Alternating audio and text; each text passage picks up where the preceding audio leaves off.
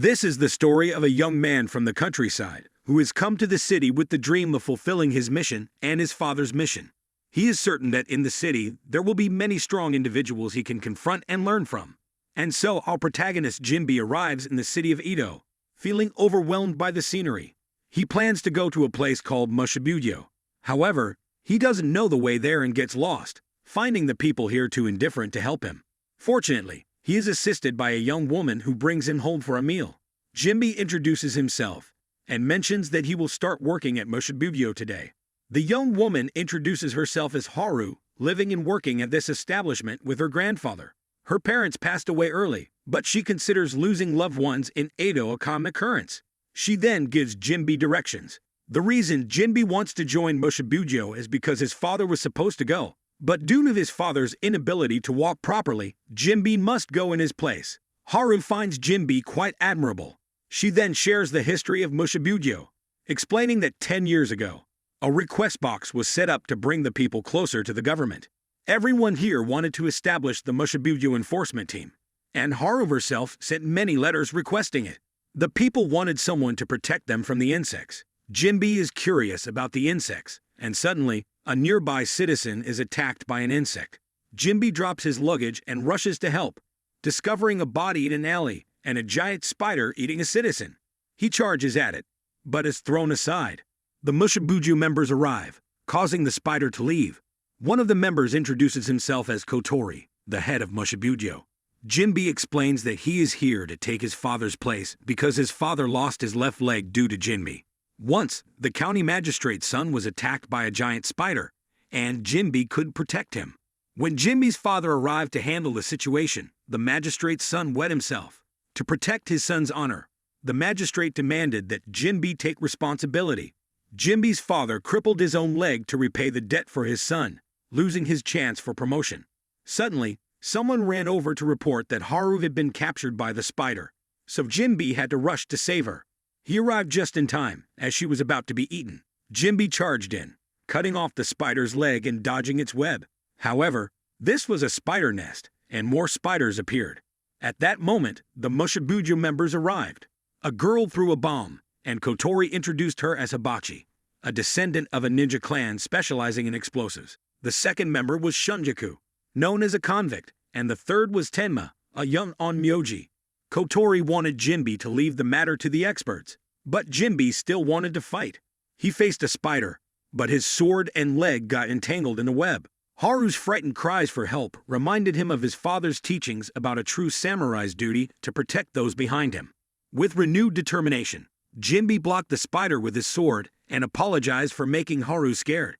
He vowed to become the #1 samurai, attacking the spider and driving it away. After defeating the first spider, a larger one appeared. But fortunately, the strongest member of the enforcement team arrived and took care of it. Haru thanked Jinbi for risking his life to save her, realizing that her and her parents' wish had come true. The enforcement team could protect them from the insects. Jinbi followed the person who had helped him, asking for his name, but the man just walked away. We learn that this person is Mugai, who rarely interacts with others. Kotori asked Jinbi if he wanted to join the enforcement team, and Jinbi agreed. The next day, Jinbi joined the enforcement team and began his training. In the morning, he practiced swinging his sword thousands of times and went to wake Hibachi for training, but arrived just as she was changing, resulting in him getting hit with a bomb. At the meeting, Kotori mentioned that Jinbi needed to learn about his duties and the high-ranking magistrate, the founder of the enforcement team. The magistrate had never revealed his identity, and no one had ever seen his face. Jinbi went to greet Mugai, and Hibachi mirrored his actions. Their mission here was to exterminate the bugs like the ones Jinbi saw yesterday. No one knew where they came from.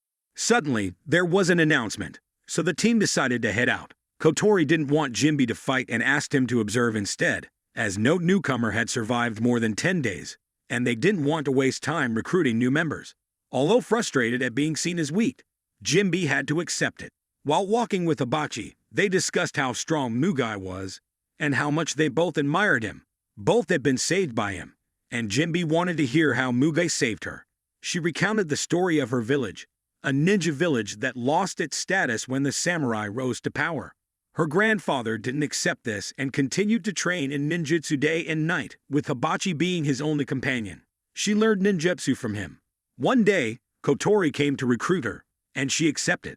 But when she told her grandfather, he got angry, so she left to preserve the village's tradition. On her first mission, Mugai saved her, and she wanted to become as strong as him. Jinbe saw that she was like him and eagerly wished to grow stronger alongside her. Suddenly, there was a scream nearby and bodies were scattered around. A dragonfly appeared, and Hibachi recognized it as the type that hunts at night and had attacked her on her first mission.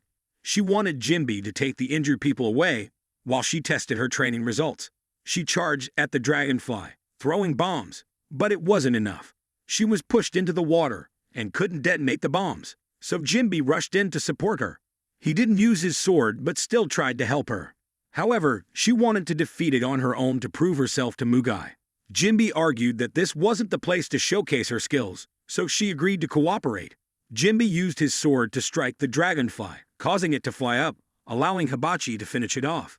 They returned victorious. That night, Jinbe prepared hot water for Hibachi to bathe, and she remembered how she had hidden from Kotori that Jinbe had used his sword, as he hadn't fully drawn it, so it was temporarily acceptable. Jinbe asked about Hibachi's technique and learned its name.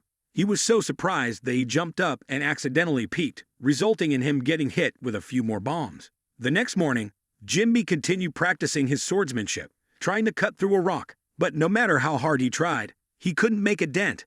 Shunjaku walked by, accidentally bumped into the rock, and effortlessly slashed it into pieces along with Hibachi's belongings. Jinbe admired how easily Shunjaku cut the rock with his chipped sword. He asked Shunjaku to be his master and followed him around all day, but the townspeople sneered and hated Shunjaku because he was a criminal. Shunjaku warned Jinbe not to associate with him to avoid being hated too, but Jinbe didn't care. While on patrol, they learned about recent burglaries targeting the homes of nobles. The culprit always left a cleanly cut hole in the wall. Shunjaku joked that he was the one doing it, though he claimed he never stole but did kill people. That night, after finishing their patrol, Shunjaku went to drink, while Jinbe went to Haru's restaurant for dinner. Haru and her grandfather warmly welcomed Jinbe, and the grandfather noticed that his granddaughter seemed to be in love. Suddenly, there was a report of a robbery, so Jinbe rushed to the scene and found Shunjaku there with a bloody sword. Shunjaku was arrested and taken to prison. Jinbe wanted to prove Shunjaku's innocence, but unless Shunjaku had a valid reason, he would never be released. Jinbe returned to ask Kotori for help, but Kotori couldn't do anything because it would be seen as abusing their power. Furious, Jinbe broke into the jail to free Shunjaku. Shunjaku told Jinbe to stop doing foolish things, but when Jinbe said he believed in him, Shunjaku took the saw and cut through the cell bars to escape. They were quickly hunted down, while Kotori went to the magistrate to inform him about Shunjaku's background. Shunjaku was the son of the leader of a notorious gang, but he couldn't kill people as his father commanded, earning his father's contempt. His mother, however, was kind-hearted, and Shunjaku inherited her nature, promising her that he would never kill. One day, he returned home to find his mother gravely injured and his father standing nearby, leading him to believe his father had harmed her. So Shunjaku slaughtered the entire gang and decided to eliminate anyone who dared to stand in his way. He killed a total of 99 people and earned the name the 99 Killer. The officials surrounded the two, and Jinbe tried to defend Shunjaku. Just then, the bugs appeared, this time praying mantises. They broke Jinbe's sword in half with a single strike. Shunjaku asked Jinbe to evacuate the townspeople. Jinbe and the officials helped the people evacuate while Shunjaku single-handedly fought the praying mantises, though the officials took the opportunity to stab him in the back. Meanwhile, Mugai encountered an old teammate.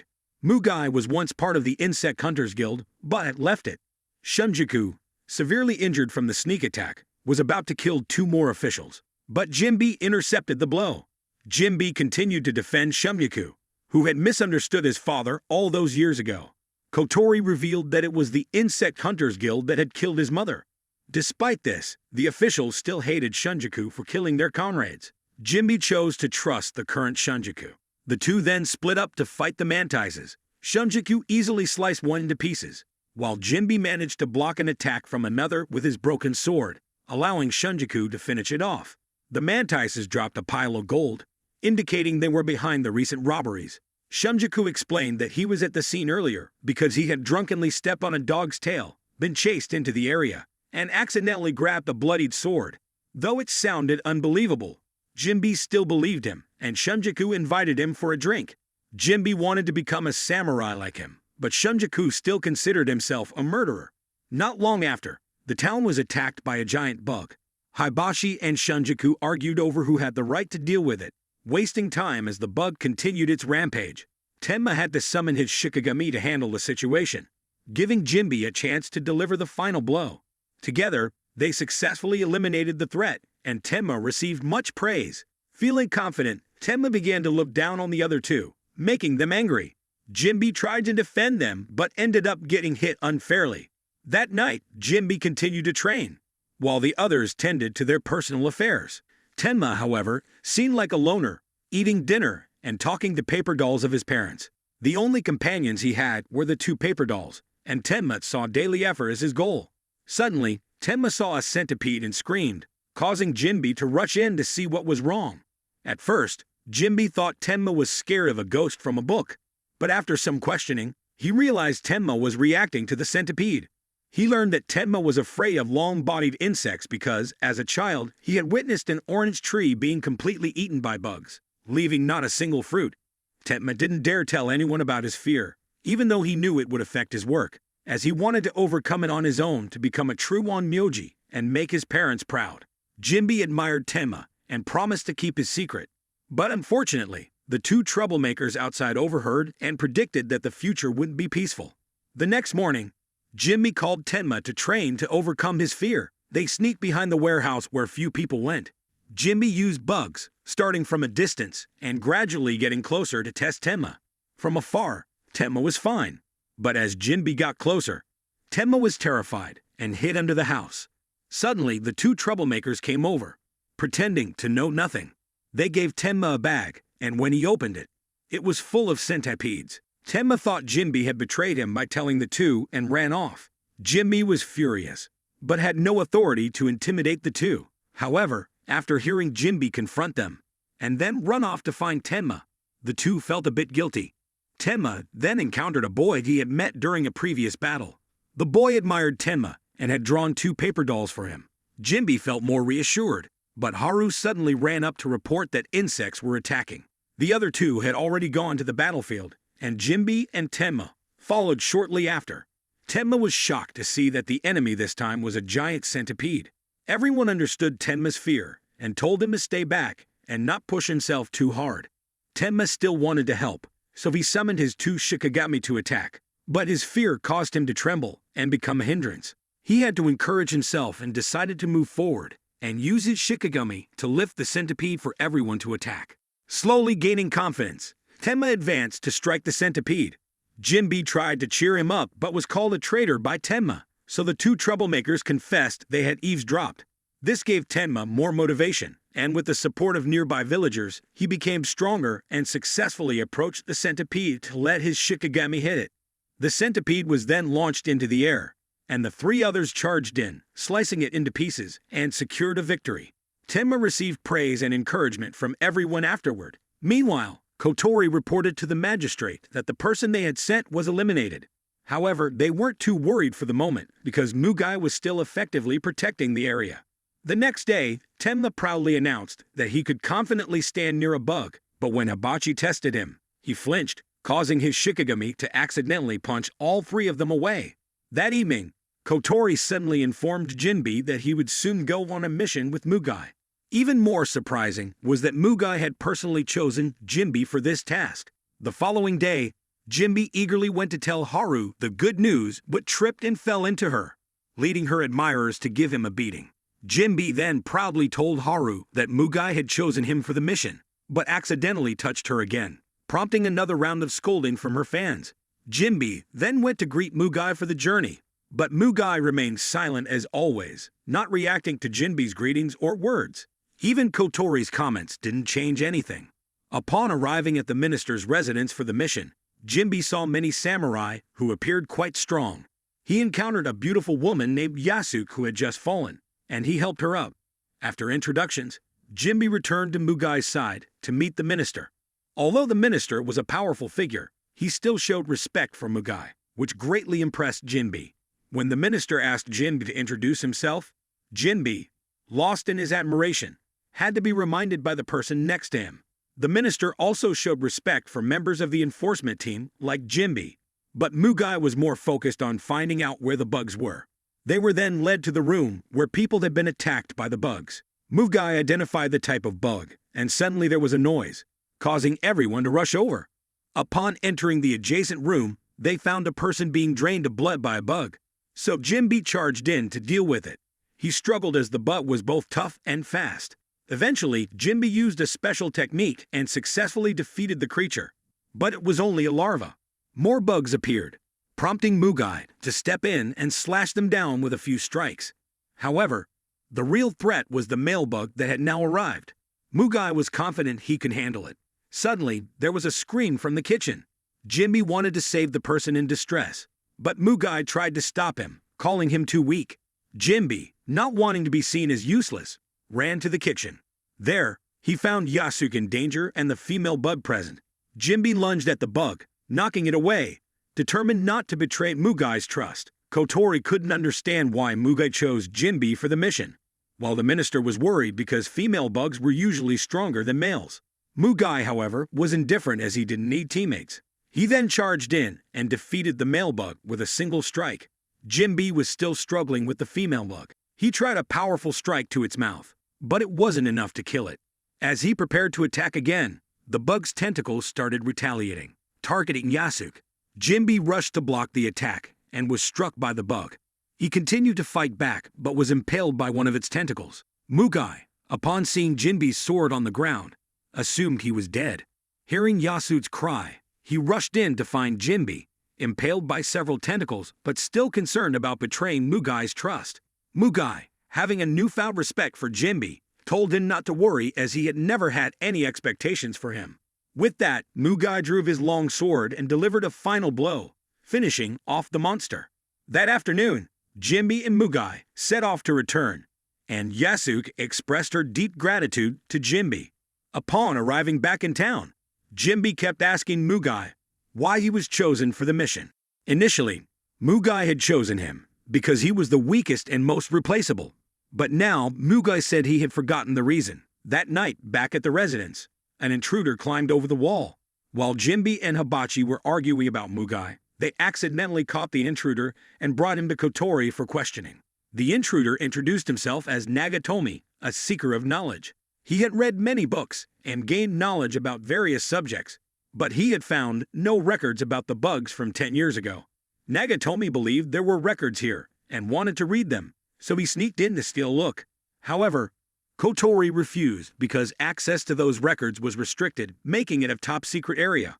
Hibachi tried to remove his mask and found him quite handsome, while Kotori found his face vaguely familiar.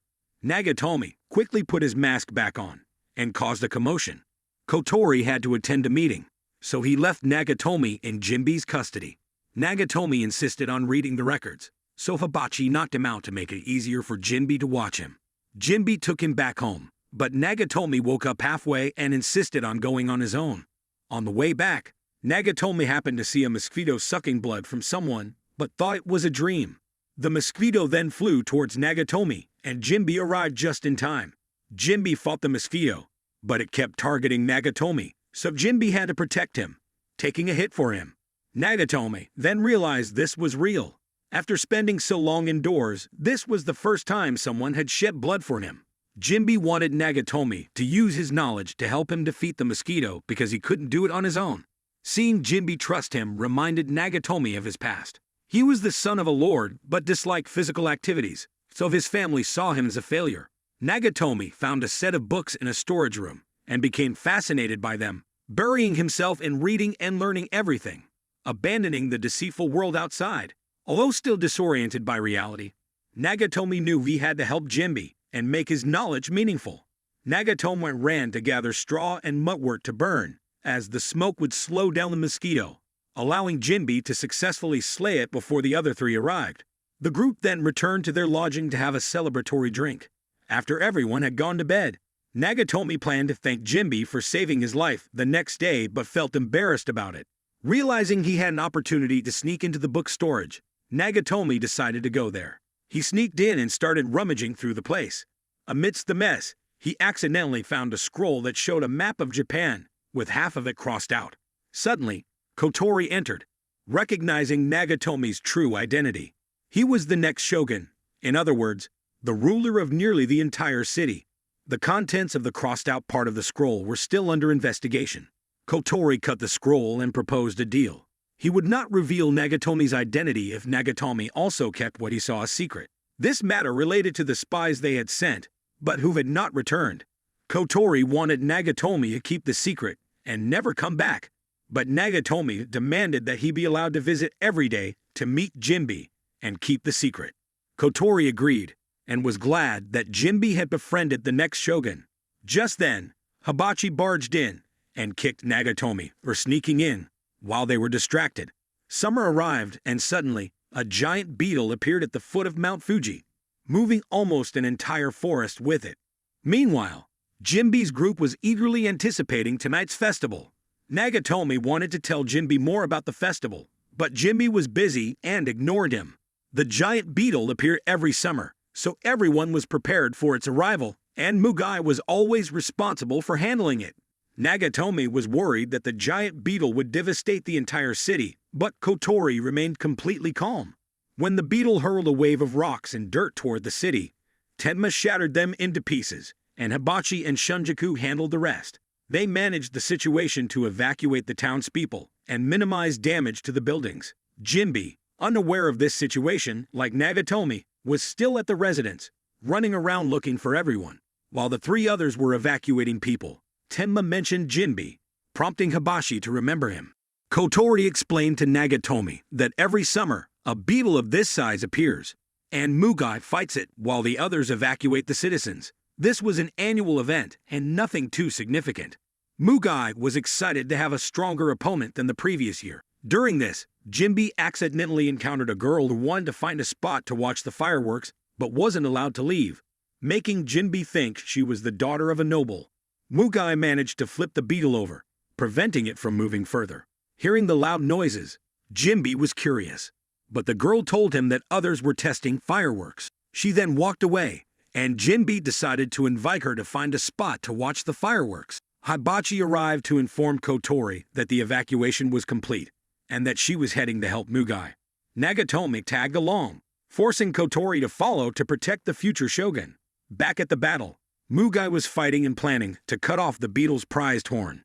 The townspeople watched from the mountains, drinking and observing the fight as they did every year. When the beetle tried to fly, Mugai used his sword to create a barrier and then launched his sword at the beetle's horn, pulling it back. He then shortened the sword, using the momentum to propel himself forward, and with a powerful strike, he sawed off the horn. Meanwhile, Jinbe spent the day with the girl trying to find a spot to watch the fireworks but couldn't find a suitable mat. The girl eventually found one herself. They decided to watch from a lookout tower they thought would provide the best view. After cutting off the horn, Mugai's sword absorbed it, causing the blade to grow larger. He delivered a powerful strike that finished off the beetle.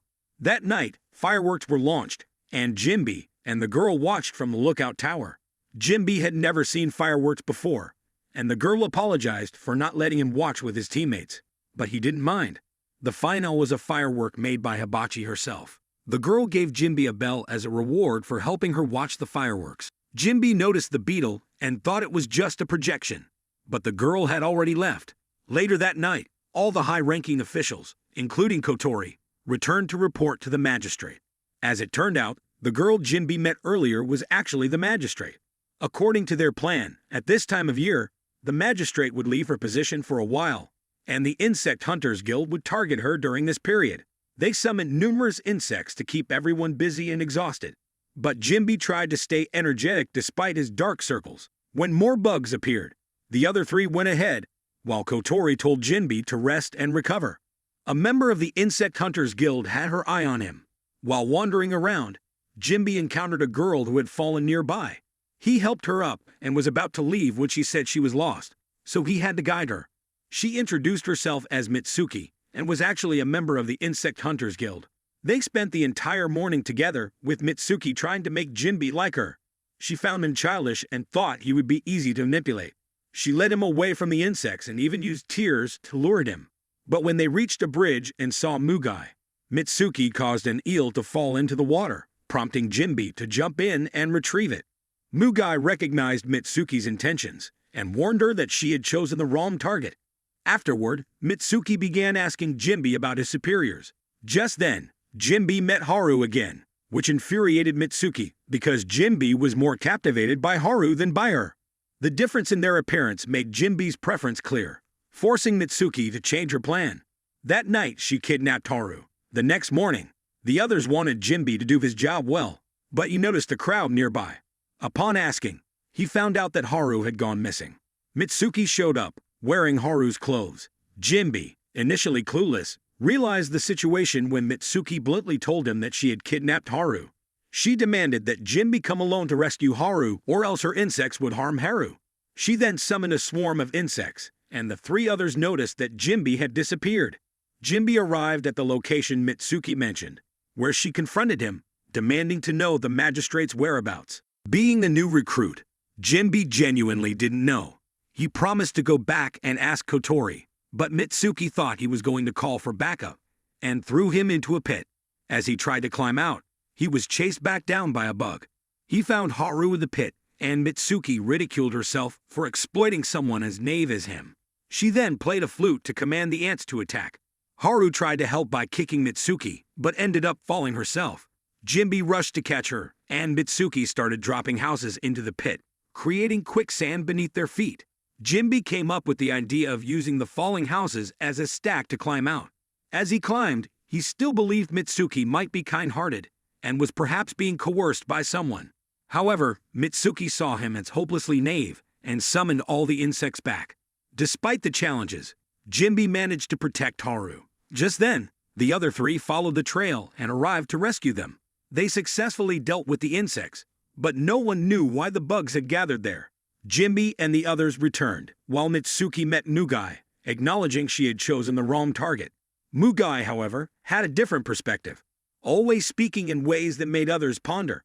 Mitsuki decided she wouldn't forget Jinbe. Meanwhile, the Insect Hunters Guild proceeded with their plans without Mitsuki. At the dock, when they tried to hire boats, the locals insisted there was nothing on the island they wanted to go to. Sensing the guild members knew something, the locals attacked and were promptly killed. Kotori, having received this news, mobilized all available forces to assist the magistrate. Jinbe wondered who would protect the city, and Kotori explained that if anything serious happened to the magistrate, Ida would be razed to the ground overnight. As soon as they boarded the ship, insects attacked immediately.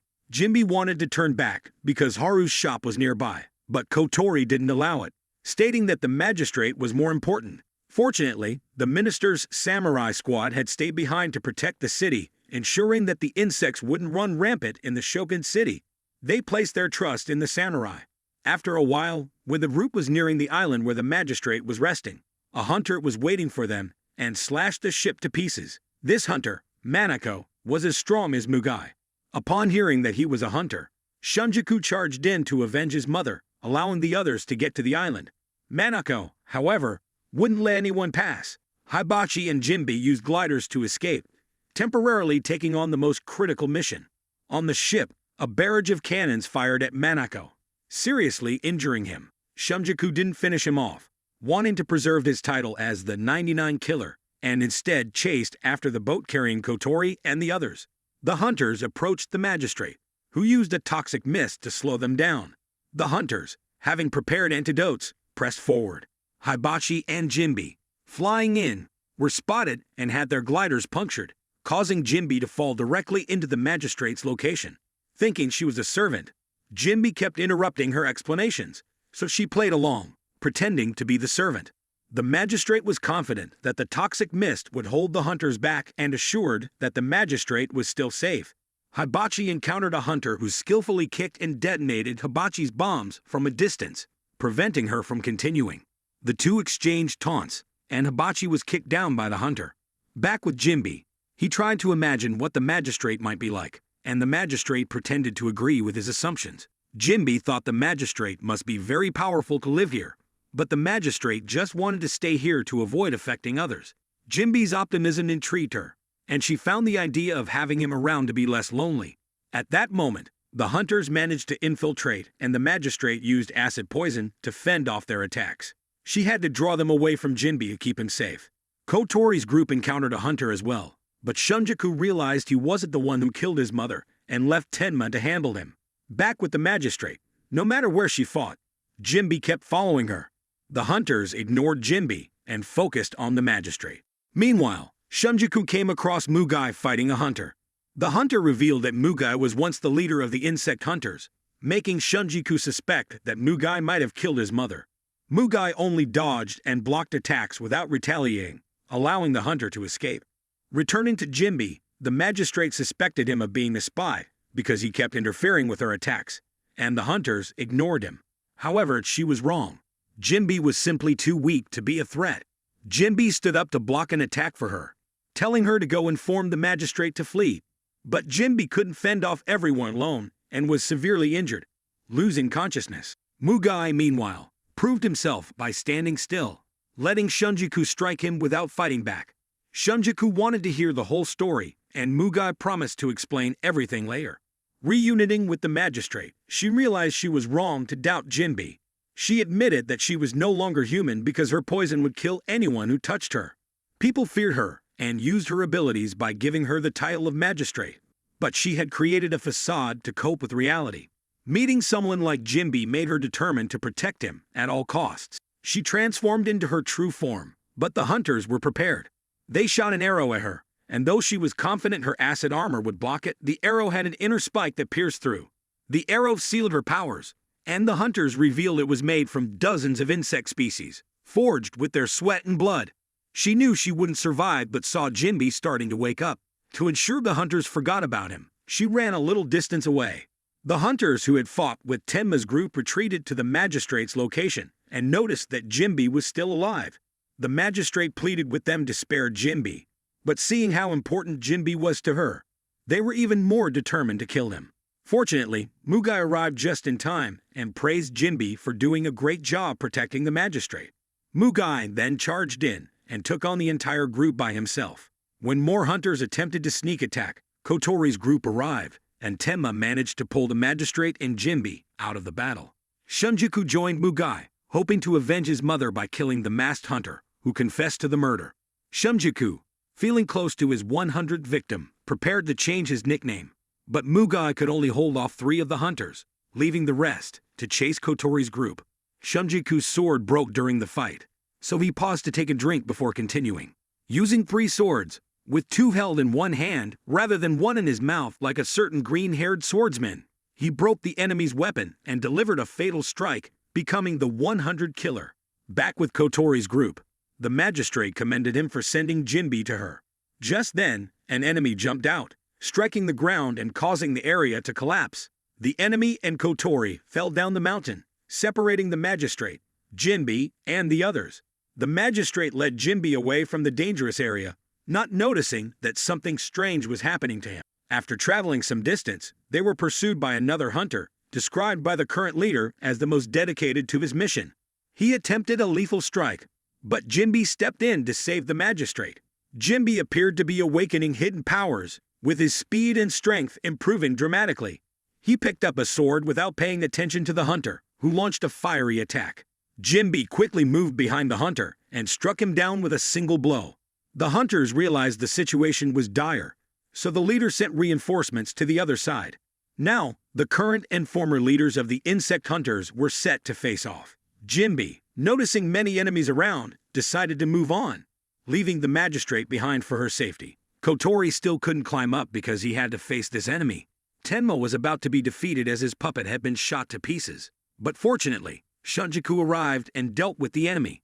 However, 2 more henchmen sent by the leader of the faction also arrived to ambush all 3. The previous enemy, not yet dead, woke up and aimed his gun at all 3. He fired an entire magazine, but Jimby caught all the bullets. After that, Jimby turned to attack his teammates, but still prioritized the enemy first. His hair transformed into a hand, grabbed the 3 enemies, and slammed them down. The hair then began to shoot spikes in all directions, The magistrate rushed to stop Jinbi, but was caught and held by another enemy to be eliminated. However, the sound of the magistrate's bell awakened Jinbi, who then attacked the enemy and returned to normal. He then collapsed from exhaustion. Seeing this situation was unfavorable, the leader called the remaining members to retreat. The magistrate noticed her hair in Jinbi's mouth and suspected that she might be related to Jinbi's awakening and loss of control. Others returned and saw Jinbi lying on the magistrate's lap, finding his behavior slightly disrespectful. Hibachi was about to teach him a lesson, but the magistrate intervened. The hunters then went to search for the remaining enemies. The one fighting Kotori was heavily injured, and his fate was unknown. Kotori was uninjured, indicating that while it was unclear how he fought, it was evident that Kotori was not weak. Otherwise, he wouldn't be the captain of the enforcement team. The group completed their mission and decided to head back. However, a greater force had also appeared, still targeting the magistrate. They called her Princess and said they would come for her when their lord awakens. When that moment comes, Sanada himself will capture her. Upon returning, they realized that the entire city of Edo was engulfed in flames.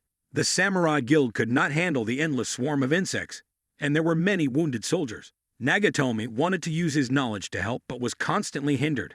Haru, while protecting the children, was captured by the insects. Luckily, Jinbi arrived just in time once again. Jinbi's father also descended from the mountain and, even with one leg, managed to defeat a mountain of insects. Upon reuniting with his father, Jinbi received another lesson: to always be ready to fight and never let his guard down, no matter the situation. His father tested his techniques, and that evening, they all celebrated their victory. Jinbi didn't remember what happened on the island, and no one was allowed to tell him, because Kotori instructed that he needed to investigate further. Jinbi wanted to meet the magistrate, but still lacked the authority. That night, Jinbi and his father had a conversation. Jinbi felt he was still too weak and had dishonored their ancestral techniques. But his father called him a fool for trying to protect something without mastering the swordsmanship techniques. He advised Jinbi to practice more and promised to take him on a training trip the next day. Meanwhile, the magistrate informed Mugai that her hair had caused Jinbi's transformation and suspected that Jinbi might also be an insect hunter like Mugai. She had started to feel lonely and sneaked out to find Jinbi. She saw him training and wanted to approach him, but hid when she saw him talking with Haru. Jinbi decided he needed to become stronger to protect the magistrate and the city. The next day, Jinbi set off for training. He and his father faced many difficulties climbing Mount Fuji.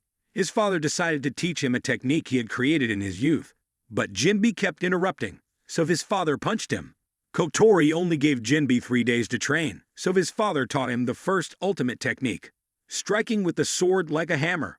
His father then caused Mount Fuji to be on the verge of eruption, and gave Jinbi 3 days to learn the technique and strike a specific spot to prevent the city below from being destroyed. His father had taken 5 years to learn it, hoping Jinbi would master it in 3 days. However, after a whole day of training, Jinbi could only cut rocks, not perform the hammer strike like his father. On the night of the second day, his father saw that Jinbi had inherited his mother's dexterity and decided to sing a lullaby to help him sleep. On the morning of the final day, as Jinbi woke up, the lava had already reached the mountain's base. His father told him it was his last chance. Jinbi focused and prepared to face this challenge. Jinbi pushed the lava to both sides and ran to the center of the mountain before unleashing the hammer strike, causing the lava to slowly flow down. His father then demonstrated the next technique, the lava vortex, which Jinbi would have to learn, but time had run out, so Jinbi promised to try to master it. The magistrate recalled Jinbi's words about the vast difference in their statuses and how meeting her would attract unwanted attention. However, Jinbi still hoped to become stronger to be able to meet the magistrate and fulfill the promise he made on the island, which gave her the goal of waiting for the day he could come to see her. Meanwhile, in the ancient city of Osaka, a place Nagatomi had seen on the map before, the insect-human hybrids, known as bugmen, had taken over the entire area. At this point, half of Japan was under their control. While Jinbi was training, a bugman sent by Sanada appeared in the city. He went to the streets to inquire about the headquarters of the enforcement team, but got no answers from drunkards, so he ended up eating them. During this time, Kotori was being scolded by his superior Yuri because the enforcement team was on leave during such a critical time. Since Jinbi went for training, the other 3 also took unauthorized leave, leaving Kotori short-handed. Despite this, Yuri took Kotori out to show off his possessions. Meanwhile, Jimby and his father, on their way back, saw villagers being rescued. An old man revealed that his village had been attacked and wiped out by bugmen in an instant, and now they were heading to Edo. Jimby, lost in thought, got punched by his father, who told him to hurry up. Kotori and Yuri then encountered the bugman, who had already consumed many people. Recognizing them as members of the enforcement team, he asked about Jimby, but neither understood his intent, prompting him to attack. Luckily, the samurai team arrived to respond. Kotori was assigned to help the surviving villagers while the two commanders stayed to fight. However, they were no match for the bugman, as no matter how they attacked, it had no effect. Yuri ordered a cannon barrage, but despite taking dozens of cannonballs, the bugman was unscathed except for losing his mask. He then turned back and started overpowering the two commanders. Just as he was about to execute Yuri, Jimby returned to confront him. Recognizing Jimby as his target, the bugman attacked. Jimby, now able to match his speed, successfully sliced him in half. However, the bugman used a technique to split into two, leading them to believe it was an illusion. Jimby blocked their attacks, but both were real, and when he split them both in half, they kept multiplying. The bugman continued to attack, multiplying more and more to overwhelm Jimby. Just when Jimby was in trouble, the other three returned, having undergone some training themselves, and joined the fight. They thought they had cleared all the enemies, but the bugman kept multiplying. Everyone tried their techniques, but none had any effect. Shumjiku considered retreating, but that would endanger the villagers. Suddenly, they noticed a few bugmen that couldn't regenerate, all of which had been struck hard in the head. Realizing the weak point, Jimby quickly devised a plan, instructing everyone to stay clear as the bugman swarmed towards him. Jimby used the technique he learned from his father and delivered a powerful strike that crushed all the bugmen. Everyone was amazed at how strong Jimby had become in just over 3 days. After the battle, Kotori saw that his fears had come true. The bugmen had indeed invaded Edo. In a nearby village, the insects had arrived and begun massacring the villagers. The most elite bugmen, known as the 10 Bug Heroes, were present, slaughtering the villagers and piling up bodies for one to crush. This forced a high-level meeting among the officials, who were worried that the bugmen would sweep through all of Edo. However, the shogun believed the magistrate could handle them. The shogun had to keep the secret of the magistrate's sealed power from the ministers to prevent panic. Nonetheless, the magistrate was ready to sacrifice her life to stop them, as their appearance was her responsibility. Nagatomi was making a fuss outside because he wanted to hear what was being discussed inside, so he could tell Jimby. Upon hearing Jimby's name, the magistrate ordered that she wanted to meet him. They both went into Nagatomi's library, which was filled with pictures of Jimby. Initially, he didn't trust the magistrate and suspected she wanted to seize his knowledge. But when the magistrate mentioned that she knew Jimby, he agreed to ally with her. Both knew that the other was hiding their true identity to get close to Jimby. Nagatomi then told the magistrate to follow him. They went to observe Jimby through a telescope, where he was being smothered by Haru's melons. Jimby asked the other three about their activities during the break. Hibashi had returned to his village to train. Shunjiku had gotten bored and fought with bandits, while Tenmo remained secretive. Jimby's father appeared, and seeing Haru's compatibility with his son, suggested a marriage proposal. Both Hibachi and the magistrate trembled with anger upon hearing this. The father reminisced about his wife, as their first meeting had also been in this city. Jimby wanted to hear more about his mother, as she had passed away when he was young. His father recounted that when he first came to Edo, he met Jimby's mother. Seeing each other as worthy opponents, they fought, becoming closer until Jimby was born. Everyone wanted more details, so he continued, explaining that their relentless battles spanned from place to place, causing significant damage to the city. Jimby's rapid learning came from his mother. For a year, they fought without a clear winner, and during their battles, they expressed their love, leading to Jimby's birth. Although they did not raise Jimby together, he grew up as they had hoped. The magistrate, observing all of this, realized something and asked Nagatomi where his father would typically hide treasures. She needed information about the insects in the treasure. Nagatomi retrieved a copy of the map he had memorized when he previously sneaked into the enforcement team's archives. Looking at it, the magistrate seemed to understand where she needed to go to unseal her powers. That night, the shogun received news that the body of the deceased bugman had been stolen. He was still alive, with only his head remaining, and was being taken away by one of the 10 bug heroes. However, this hero took him to prevent humans from extracting any information, not to save his life. Meanwhile, the magistrate met with the shogun and explained how she could restore her powers. The shogun and his retainers were concerned for her safety since she no longer had her powers, and it would be very dangerous for her to go alone. She decided to take one of his retainers with her and added another condition. The next day, Jimby was summoned to accompany the magistrate. He waited for a long time, thinking he was in the wrong place, but the magistrate had been waiting for him. Jimby still thought she was just the magistrate's servant. As they left the city, the bugmen arrived. Sanada declared that he wanted to meet the shogun of this place.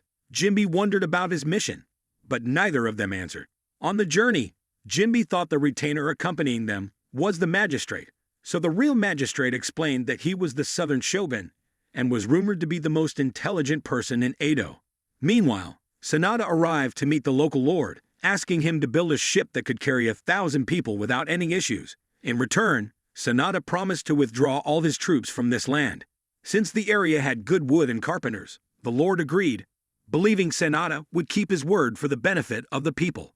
Back to Jimby's journey. Everything he did was criticized by the southern shogun, from walking to helping people. The shogun argued that if Jimby helped someone, and it turned out to be a trap, it would jeopardize the mission. As the girl's safety was the highest priority, he continued to belittle Jimby's actions as meaningless and deemed him unfit for the mission, suggesting that as a samurai, one must always be prepared for any situation, no matter how small. He advised Jimby to abandon this path, believing the definition of a samurai was too far from Jimby's understanding. He gave Jimby one last chance. If he couldn't prove himself worthy, he would be sent back. Shortly after, the three arrived at a town and heard that the local lord did not want to meet them. The southern shogun revealed his identity and warned that disobeying him would result in death for the locals, but the lord himself forbade anyone from passing through. The reason was to prevent the magistrate from entering, as Sanada's forces were currently occupying the land.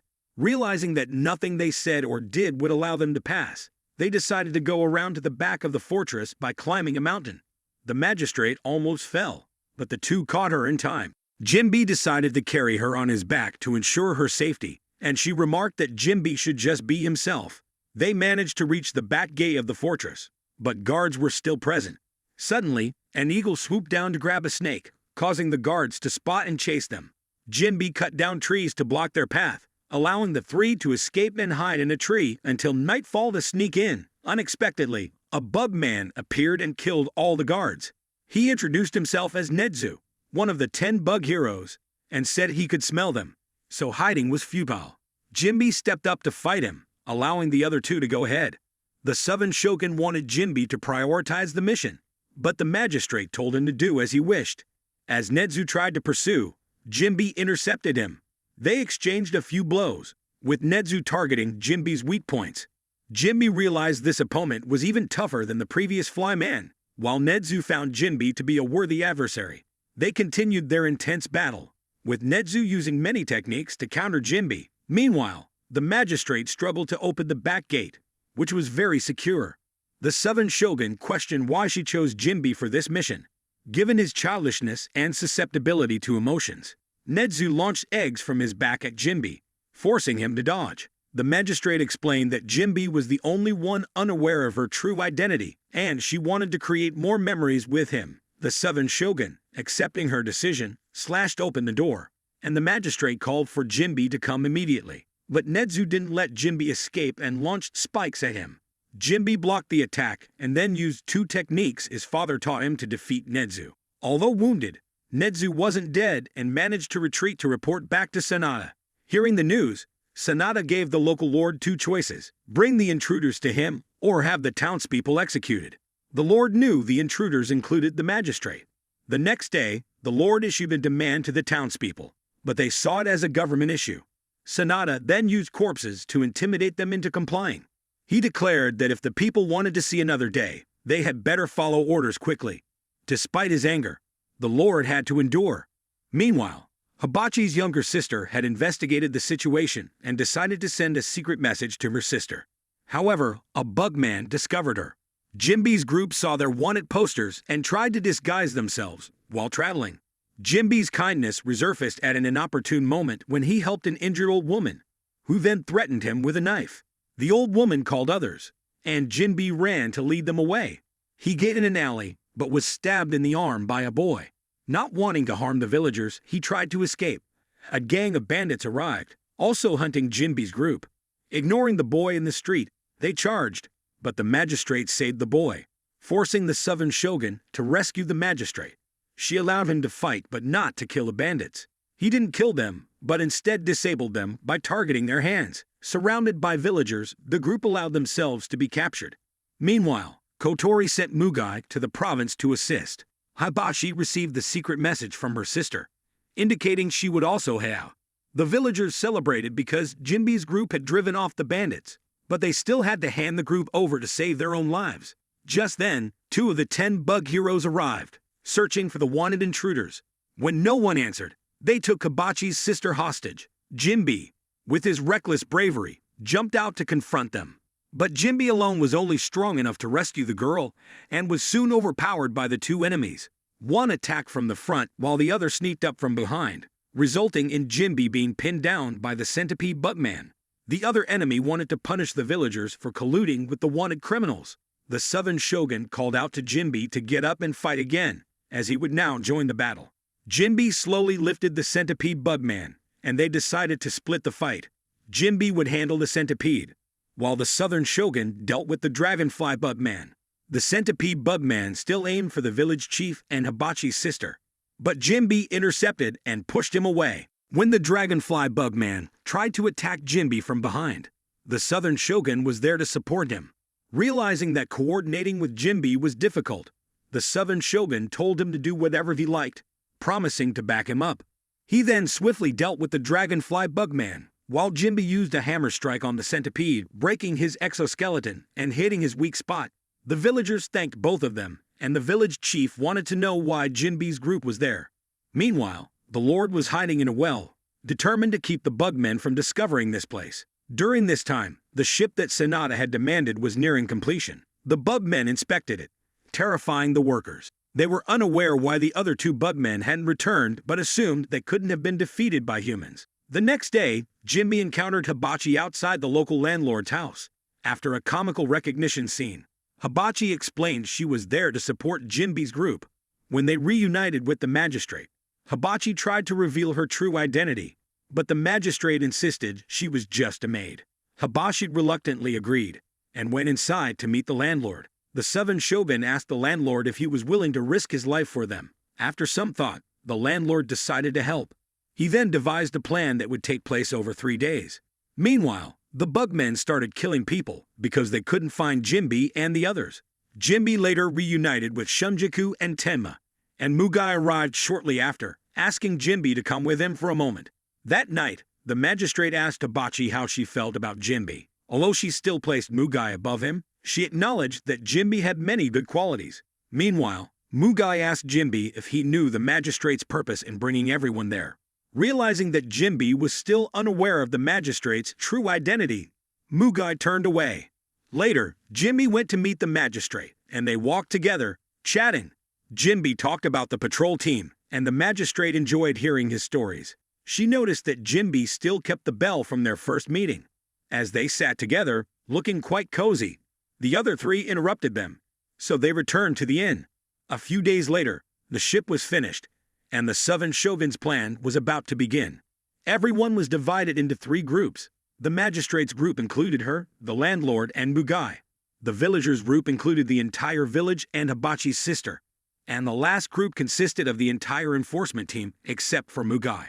That night, the Lord, after delivering the ship, wanted Sanada to leave, but Sanada refused to go until he had captured the intruders, threatening to kill everyone as punishment. The Lord, seeing no other option, prepared his entire force to fight back. However, his soldiers were slaughtered, leaving him hopeless. The next morning, the villagers were gathered in one place, ready to be devoured by the bugs, but the enforcement team intervened and dealt with them. The southern shogun then stepped forward and challenged Sanada. He allowed Sanada to set the rules, but Sanada, confident his bugs would devour everyone, didn't care.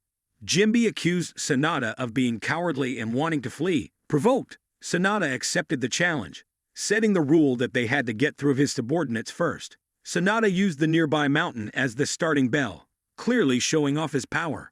The group then went over their plan once more. The magistrate's group would head to the well where she could restore her powers. The villagers' group would lead the people, and the enforcement team would buy time for the magistrate to regain her strength.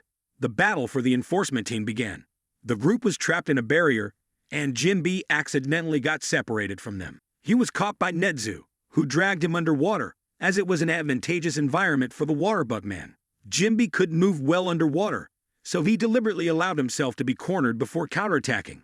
Hibachi's group also encountered the leader of the bugmen, a cricket. His chirping sound only affected Hibachi, so she took on the responsibility of dealing with him, allowing the others to advance. Recognizing his name, she realized he knew her as a ninja from her village through the knife she was holding. Back to Jinbi. He struck with such force that the water splashed everywhere, forcing Nedzu to use his trump card, shedding his exoskeleton, transforming into a human. He knew he would be punished for revealing his true form, but was determined to take Jinbi down with him. Now more agile and able to use water techniques, Nedzu completely dominated Jinbi. On the verge of defeat, Jinbi remembered his father's lesson about the lava vortex technique. Understanding the flow of the opponent's moves allows one to use it as a tool for counterattacking, as everything has its own flow. Jinbi sprang up, redirected the water flow towards Nedzu, and used it to launch himself for a finishing blow, ending the fight. Though defeated, Nedzu warned Jinbi not to become too arrogant, as there were many stronger enemies. He revealed the names of the 3 strongest before Jinbi expressed his respect for him and went to find the others. Jinbi reunited with Hibachi, who was trapped in a cage by the cricket. Jinbi attacked, but Hibachi stopped him, explaining it was an illusion created by the cricket's wing vibrations. Relieved to see Jinbi had defeated one enemy, Hibachi instructed him to watch her as she charged into battle. Now moving more freely and with a clearer mind thanks to Jinbi, she resolved to defeat the cricket and become the top ninja. She launched a barrage of bombs at him, but he used ultrasonic waves to block them. When she threw kunai, they passed through him, revealing his use of forbidden techniques from their ninja village. Hibachi recalled a story her grandfather once told about someone who killed his master and stole a forbidden technique.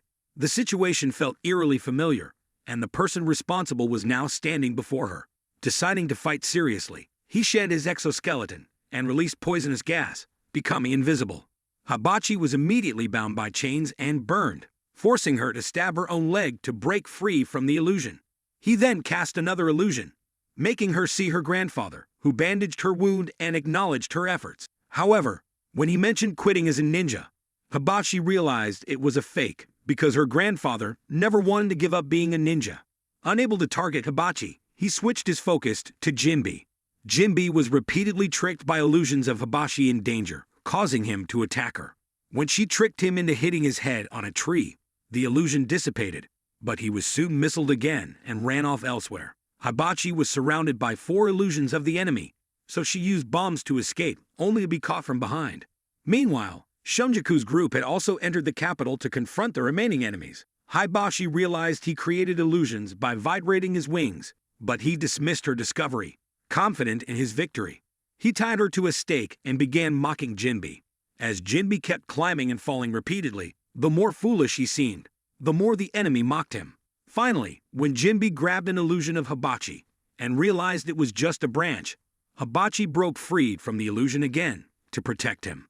She realized that the enemy wasn't truly powerful, and Jinbi, now free from illusions, jumped down and delivered a powerful strike. Hibachi threw surgical knives at him, successfully defeating him. However, they didn't notice that he wasn't dead and had slipped away. He went underground to where the magistrate was and merged with another of his bodies. He discovered that the girl before him was the princess heading to the well to restore her powers. Realizing that their target was right in front of him, he went to report this to Sanada. Hibachi and Jinbi followed Shumdaku's trail, but Jinbi fell under an illusion, seeing Haru calling him, and was led away. Shumjaku and the others also got caught in illusions, running aimlessly until they fortunately reunited with Hibachi. Shumjaku challenged the bugmen, provoking them to speak and helping him determine their location.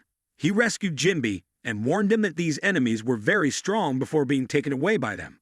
The group was left behind, and the 7 shogun urged them to keep moving. Jimby accidentally touched Hibachi's chest, resulting in her punching him away. He insisted he didn't want to be a burden and told them to go on, promising to keep up. They soon found Shunjaku, who also told them to go ahead. Shunjaku was warned about their molting and gave them time to transform, but they mocked his arrogance and attacked, only to be sliced into pieces. However, these two were snakes, supposedly immortal, constantly regenerating and counterattacking. The southern shogun remarked that Shunjaku had become weaker, a sentiment shared by those who knew Shunjaku from the past. Shunjaku now and the Murderer 99 of the past were two entirely different people. Realizing that his current fighting style wouldn't lead to victory, Shunjaku decided to flee. He used his sword to climb walls, with the snakes following, only to be sliced again.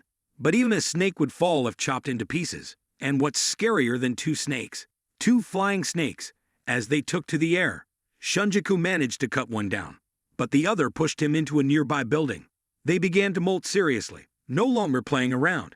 The southern shogun explained that Shunjaku's decline was because he once had a purpose and a reason to fight. When he pursued his goal to kill his father, he was a monster willing to eliminate anyone in his way. But now, with his goal gone, his fighting spirit had vanished. A purposeless and aimless monster to just a nameless sword wielder. The group then encountered a room full of cockroaches, forcing them to stay and deal with them. At this moment, Shunjaku was being lectured by the two enemies about the concept of a murderer. They suggested that he was hindered by the lives he had taken, but believed that if he killed enough, life would become insignificant to him. However, Shunjaku didn't want to become like his father, who would always carry the burden of those lives on his hands. He remembered how his father, who used to beat him, had begged for mercy when facing his sword. Shunjaku didn't kill him because he didn't want to become like his father. He chose to be an exterminator of bugmen, not a murderer. Now Shunjaku decided to unleash his full power, slicing with such incredible speed that the two cockroach men were reduced to mere dust, unable to regenerate. After the fight, Shunjaku sat down to rest and took a sip of sake.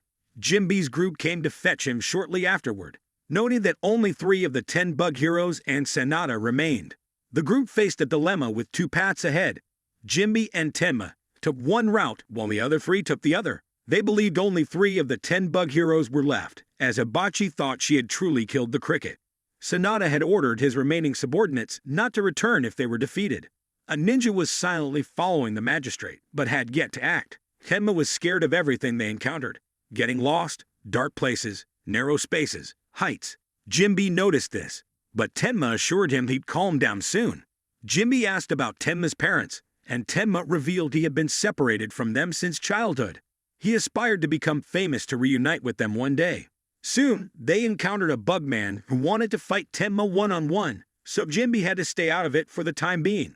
The bug man decided to teach Tenma about true justice, claiming that he himself embodied it. Tenma began to find his own fighting style, using one Shikigami focused on speed to keep the grasshopper bug man occupied, and another Shikigami focused on strength to deliver blows. However, the bug man always found openings to knock Tenma away, but instead of finishing him off, he would catch Tenma and continue the fight. This pattern continued, with Tenma gradually being overwhelmed by the bug man's speed. But each time he was about to fall, the bug man would catch him and force him to continue fighting. The bug man continued to beat Tenma, and when Jimby tried to intervene, he was punched as well. The bug man wanted Tenma to stop relying on his Shikigami or friends to be able to reunite with his family and become true justice. Hibachi heard Tenma's screams, but the southern shogun insisted they continue. Tenma kept getting beaten up. Finally, the bug man demanded Tenma declare him the embodiment of true justice, promising a quick death if he complied. Tenma was about to agree, but Jimby reminded him of his determination to find his parents. This helped Tenma recall his memories and unleash his power. Tenma's paper crane transformed into a paper airplane, and his Shikigami merged back together. The bug man began to molt, but was struck by Tenma before he could finish, sending him flying out of the earth. Tenma then collapsed, and Jimby carried him, but halfway through, Tenma woke up and insisted on walking by himself. Hibachi's group then encountered the remaining 2 bugmen. The magistrate's group reached the well, where the local lord awaited her. The ninja reported to Sanada, who ordered him to eliminate everyone. Before he could act, Mugai intercepted him, revealing that he had known about the ninja from the start, but waited to ensure the magistrate's safety. Meanwhile, Jimby joined the enforcement team to support them. The southern shogun advised everyone to stop fighting aimlessly and to strategize instead. Mugai pulled the ninja outside, where the ninja questioned why an insect hunter like Mugai would serve the magistrate. Mugai didn't answer, but a flashback showed when he was tasked with assassinating the magistrate. When he arrived, she didn't resist, accepting her fate, which made Mugai see her as similar to himself, unloved, lonely, and following orders. That night, he joined the enforcement team with the goal of exterminating insects. During their fight, Mugai and the ninja inadvertently ended up near Jinbi's group. Knowing the magistrate was unprotected, Jinbi and the southern shogun decided to leave the area to ensure her safety. The remaining two bugmen tried to stop them, but Hibachi used a smoke bomb to cover their escape. Jinbi suspected that Sanada was on the upper floor, so he asked the southern shogun to go to the magistrate while he would challenge Sanada to buy some time. Meanwhile, the magistrate had the well opened, and the lord warned her about the ritual, saying she would have to endure her painful past. She accepted and asked him to proceed. A pillar of light shone up, and the southern shogun realized the well was open. He volunteered to switch places with Jinbi, allowing Jinbi to go to the magistrate. Mugai, seeing Jinbi running toward the magistrate, decided to hold off the enemy there and left it to Jinbi. The southern shogun then faced Sanada, who allowed him to attack first, warning that he would advance otherwise. The southern shogun attacked decisively, but the difference in strength was too great. His attack didn't harm Sanada, while one of Sanada's moves injured him. Hibachi's situation wasn't much better, as the stink bug enemy released gas and then ignited it, creating explosions. Tenma's Shikigami was burned, and Hibachi had to fly them away to avoid the flames. But the enemy launched missiles in pursuit. Jinbi reached the magistrate, while the southern shogun lost an arm but continued to buy time. He recalled meeting the magistrate when she was merely a tool for the nobles to repel insects. Back then, she seemed almost soulless, but during this journey, he had seen her genuine emotions. Despite having his sword broken by Sanada, the southern shogun managed to stab him before being defeated. He placed his trust in Jinbi to keep the magistrate safe. Meanwhile, Hibachi's group was still struggling to deal with their opponents. The magistrate informed Jinbi that if a human and an insect entered the well, the human would die while the insect would become stronger. She was about to reveal her true identity when Sanada interrupted. Mugai was busy fighting the enemy, but felt confident he had figured out his tricks. Hibachi's opponents also molted, becoming more serious. Sanada stood by, discussing how he had toyed with the southern shogun. Sanada mocked how the samurai kept talking about justice while failing to protect anyone. Jinbi, infuriated, charged at him but was blown away. Sanada knelt, calling the magistrate princess, and expressed his intent to take her back to his master. When she refused, he attempted to force her. Jinbi returned and used all his techniques to buy time for the magistrate to enter the well. He launched Sanada into the air and struck him with a powerful blow, giving the magistrate time to enter the well. As she descended, she was confronted with her painful past. Sanada, despite taking 2 of Jinbi's hits, seemed unfazed, making Jinbi think he had defeated him. Meanwhile, Mugai had figured out the illusionist's tricks and easily pierced him with his sword, absorbing his power before returning to the well. Sanada got up and attacked Jinbi, who tried to strike back but found his attacks too weak. Sanada unleashed a move that sent poison into the well, intending to kill Jinbi. However, this inadvertently allowed Jinbi to see the magistrate's tragic past. He saw how she had saved a bug as a child despite warnings. Her parents indulged her. But when the palace was attacked, she chose to save the bug instead of herself, getting shot in the process. The bug saved her by symbiotically merging with her. When she woke up, no one recognized her, and death followed her everywhere she went. Even her parents didn't recognize her and were eventually killed by the toxic gas surrounding her. Realizing she had transformed, she saw that the bug had granted her power. But the toxic gas around her would kill anyone who got too close. Suddenly, she noticed Jinbi before her. Realizing he had witnessed her past, she lamented that she had brought disaster to everyone by pitying the bug. But Jinbi reassured her, saying she wasn't wrong to feel pity for a creature. For him, protecting the small and weak was the right thing to do. The magistrate thanked him for helping her feel human warmth once more. Jinbi also thanked her for giving him strength with her smile. Hearing this, she pushed Jinbi up out of the well while she continued to sink. Sanada was smug, knowing that the magistrate regaining her power was part of his plan. When she regained her strength, she would also lose her memories, which he intended to exploit to have her help him wipe out humanity. Upon hearing this, Jinbe grabbed a rock to block the well and jumped back down. Mugai arrived and took on Sanada to buy time for Jinbe. Jinbe descended with the rock and met the magistrate again, informing her of what he heard from Sanada. Though she felt some regret, she said it was the only way. Jinbe promised to defeat Sanada for her, and they emerged from the well together. Meanwhile, Hibachi's group received reinforcements in the form of bug repellent that Nagatomi had previously used. This gave them the opportunity to counterattack. Sanada was momentarily driven back, and Mugai chased after him, but was injured in the process. Mugai then stood between Sanada and Jinbe, shielding Jinbe from an attack. Sanada, once a general of the magistrate's household, had been overtaken by a bug when he was pinned under logs. Mugai managed to pierce him, but Sanada was unharmed. The Lord attempted to bury Sanada by blowing up the ground beneath him, but it was futile and only buried Mugai. Sanada dealt with the Lord and then confronted Jinbe again, stabbing him. Instead of delivering a fatal blow, he strangled Jinbe, forcing the magistrate to return to the well. To save Jinbe's life, she complied. Kotori arrived to support Hibachi's group, telling them to go help Jinbe while he handled the remaining enemies. Sanada allowed the magistrate to enter the well without coercion. She asked him not to harm Jinbe, and he agreed, so she jumped in. A column of energy erupted, and the two remaining bugmen, thinking they had the upper hand, were swiftly killed by Kotori in a single move. When the magistrate emerged from the well, she had transformed into a white butterfly instead of a moth. Sanada was shocked by this sight. Kotori's group arrived and attacked Sanada, but their efforts were in vain. Suddenly, the magistrate stabbed Jinbe from behind. Jinbe noticed a mark on her hand and urged her to look and remember, but she didn't recall anything. Seizing the opportunity, Sanada attacked Jinbe and commanded the magistrate to return to their master. Sanada absorbed all the power from the well, summoning a swarm of bugs.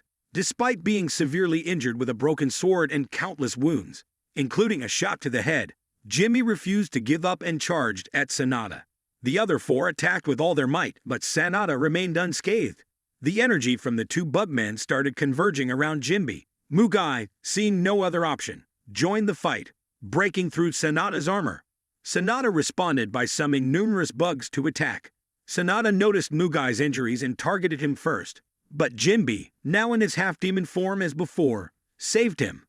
Kotori had learned that Jinbe's mother was an insect hunter like Mugai, and had been cursed by an eternal insect. This insect was also the one that granted the magistrate her powers, so when Jinbe came into contact with its energy, his body reacted. Previously, Jinbe had awakened by coming into contact with the magistrate's hair, and this time it was direct energy contact. In Jinbe's mind, he heard the insect's voice, but refused to let it control him. Mugai helped Jinbe regain consciousness by reminding him of his true self. The magistrate, now involved in the battle, prompted Jinbe to ask for the opportunity to fight her. While the others struggled with Sanada, Jinbe approached the magistrate, absorbing all the toxic gas she emitted. He held her hand, helping her feel human warmth again, and slowly her memories returned. However, Jinbe collapsed from inhaling too much poison. The magistrate, now on the right side, joined the fight against Sanada. Sanada continued to fight alone against everyone, realizing that killing Jinbe would demoralize the group. As he prepared to attack, Jinbe awoke and charged again. Sanada admired Jinbe's resilience, despite the poison in his system. Sanada warned that any mistake could reduce the area to dust. The others handled the swarm of bugs, while Jinbe faced Sanada alone. Jinbe used his ultimate technique, creating a vortex and summoning a dragon, followed by a meteor shower, to finish Sanada. The battle ended after 3 powerful moves, and the sky returned to normal. Jinbe was also back to normal, and after the battle, they all headed back to Edo. The magistrate was about to confess her true identity, but Jinbe interrupted, saying he wanted to show her the sky one day. The magistrate agreed and decided to keep her secret, choosing not to reveal it. The group then returned to Edo, and the film ended here.